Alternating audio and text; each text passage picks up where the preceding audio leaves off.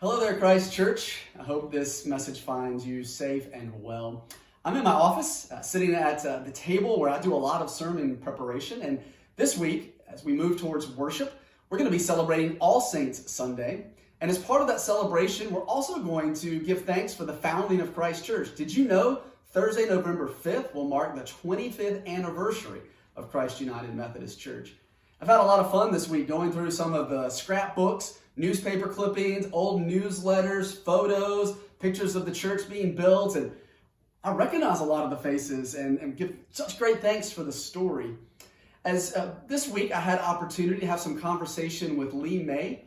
Lee and Reagan and their daughters were appointed here by the bishop to start a new church.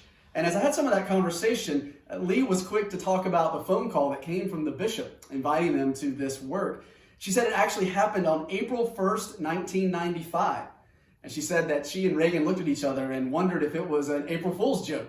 But in reality, they knew that this is where God was calling them to. Also asked Lee about the name Christ Church. And she said that the visioning team spent some time talking about that. And they had several different names in mind, but it was clear that they wanted to choose Christ Church. They wanted it to be simple and clear. In their minds, there was no better name, no better way to point people to Jesus Christ and to his church than to call it Christ Church. This week, in addition to talking about the dream that gave birth to Christ Church, we're going to talk about God's dream as we find it in Revelation. That God is dreaming of a new heaven and a new earth, and that we know that God is dreaming of a day when there is no more pain or suffering or tears, but only life eternal. We'll remember the saints of Christ Church. We'll remember friends and family who have died in the past year, and give a nod to the saints of Christ United Methodist Church over the last 25 years.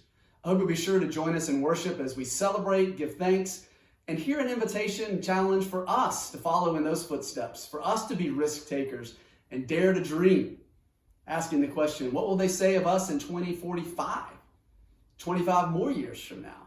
Will we continue to be a potent force for the Lord? I believe so. See you soon. Take care. Bye now.